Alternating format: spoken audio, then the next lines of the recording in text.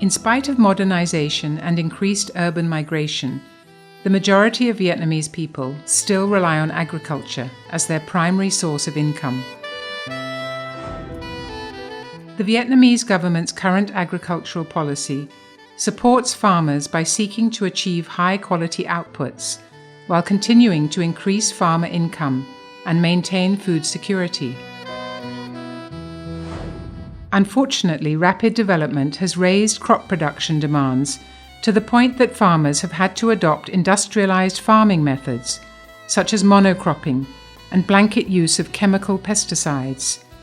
These methods have resulted in a huge decrease of farmland biodiversity and are not environmentally sustainable. Survey results of the Center for Initiatives on Community Empowerment for Rural Development, ICERT, 2017 annual report on real programming indicate that farmers in the project area demonstrated high-risk pesticide spraying behaviors and continue to use a wide range of pesticides with high toxicity levels.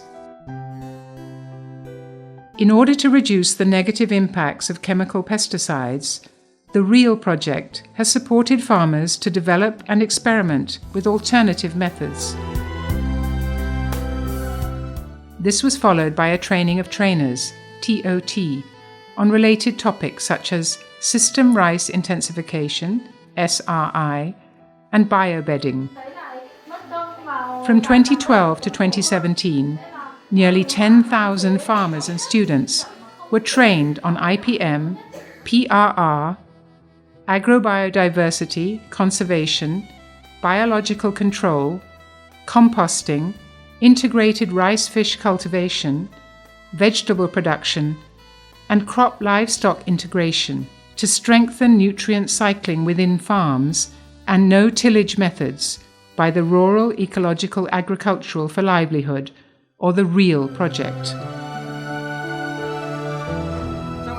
After conducting surveys on agrobiodiversity in local habitat areas, students and farmers found that many indigenous herb and vegetable varieties were in danger. These findings were shared with the community, and then action plans were formulated to stop any additional loss of agrobiodiversity and actively conserve certain species varieties. In the commune of Sun A, Nhiec Lo district, Yen Bai province, many farmers have used their own backyard gardens to conserve indigenous vegetables and herbs for personal consumption.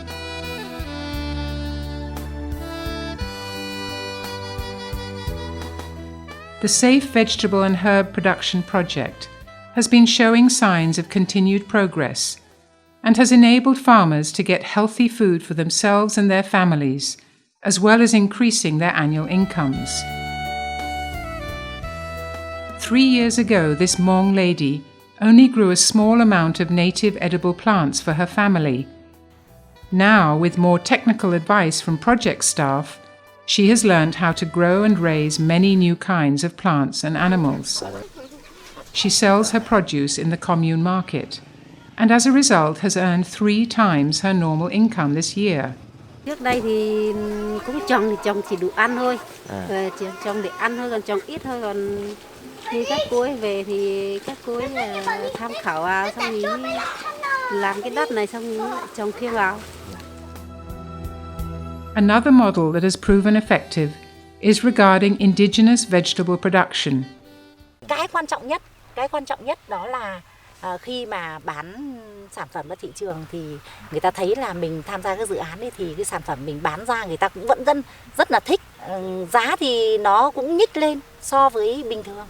Bởi vì là bây giờ cũng có thể có xã thì triển khai rất tốt, nhưng một số xã ở vùng cao người ta chưa triển khai chẳng hạn, thì nó vẫn bị trà trộn hai cái loại đó. Thì cái sản phẩm khi mà như chúng tôi này, sản phẩm người ta biết là mình sử dụng như vậy, người ta vào tận nhà người ta mua, mình không phải mang đi chợ.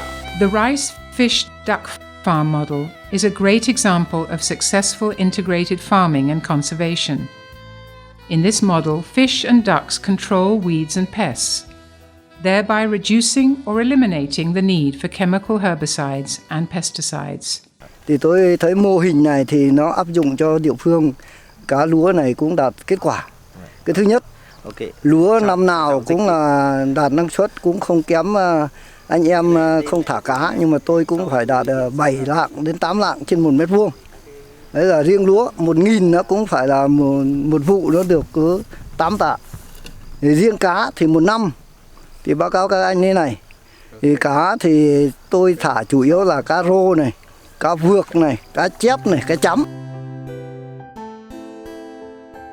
Furthermore, the REAL project has also given farmers and students new technical knowledge and skills on cultivation. Được sự quan tâm của dự án đưa vào địa phương thì là đối với Hội Phụ Nữ nói chung, là Trung tâm Học tập Cộng đồng nói riêng, thì là chúng tôi đã thành lập được câu lạc bộ không sử dụng cái chất thuốc bảo vệ thực vật trong sản xuất. Ví dụ như là cũng tạo được các thành viên tham gia các lớp tập huấn, được cán bộ của dự án là hướng dẫn tận tình, thì là chị em cũng nắm được những kỹ thuật thì là sản xuất lúa theo SRI. The Community Learning Centre, CLC, and commune supported farmers to build disposable tanks for pesticides containers to prevent unsafe exposure to chemicals. Về cái bao bì sử dụng thuốc bảo vệ thực vật, chúng tôi thu gom và đưa lên bên trên thị xã Nghĩa Lộ thì chúng tôi cũng được xử lý.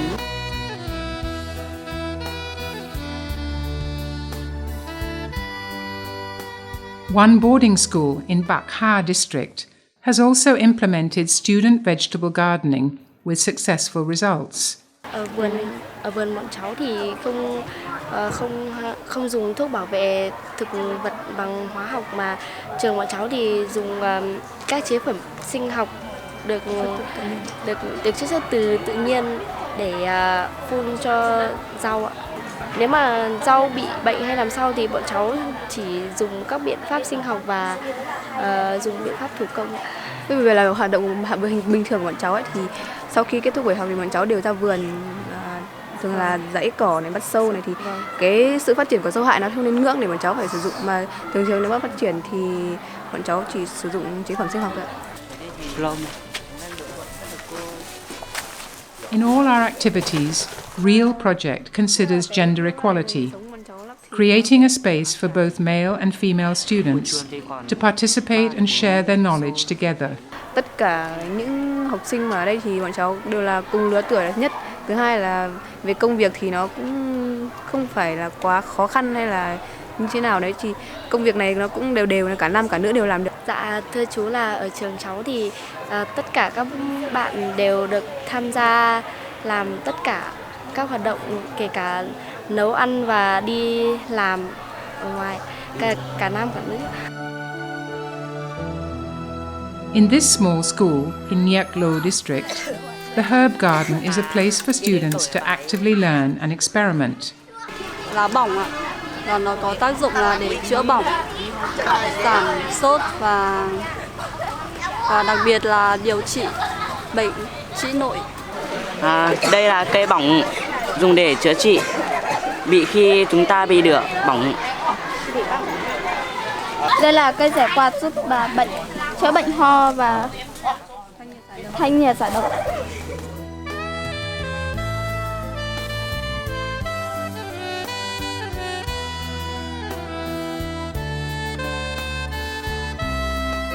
During 2017, Ditang Cooperative in Bakha district maintained conservation and production of indigenous vegetables and also expanded market access for farmers. The cooperative sold nearly 150,000 kilograms of indigenous vegetables, amounting to over $80,000. These vegetables were sold through various shops, local markets, and supermarkets in Bakha, Lào Cai, and mostly Hanoi. Hợp tác xã mình sản xuất ấy, hầu như là nói là rau an toàn, nhưng mà để mà đánh giá vào chất lượng thì nó sẽ nó còn tốt hơn cả rau hữu cơ và tương đương với lại Việt Gáp. Cái sản phẩm thì thực ra thì cái sản phẩm của bọn chị nếu mà về mùa trái vụ thì thiếu rất là nhiều. Thế nhưng mà về chính vụ này thì vẫn còn không tiêu thụ hết. Bởi vì là cái chính vụ này thì nó lại trùng với lại ở dưới Hà Nội với lại rau của các nơi. It has been determined that the pesticide impact assessment is hugely important both for farming in general and as contributing to advocacy efforts and policy development. Therefore, it needed to be added into the provincial development plan. Trong cái thời gian tới thì là chúng tôi sẽ tiếp tục tham mưu cho tỉnh và để tỉnh có những cái chính sách hỗ trợ. Chính sách hỗ trợ cho các cháu, rồi là cái việc mà tổ chức liên kết để các cháu tự liên kết với nhau, hình thành những các tổ nhóm, các hợp tác xã, thì lúc đó thì chúng ta mới giảm được cái chuỗi và nâng được cái chất lượng của sản phẩm lên, và khi đó mà nâng cao chất lượng và nâng cao năng suất lên thì cái thu nhập nó sẽ cao. In Vietnam, the REAL program continues to thrive. We hope that the knowledge and experience gained through these programs and partnerships will not only improve individual livelihoods, but will also lead to greater stability for communities and the country at large, as well as inspiring a new generation of young farmers to lead agriculture into a safe and sustainable future.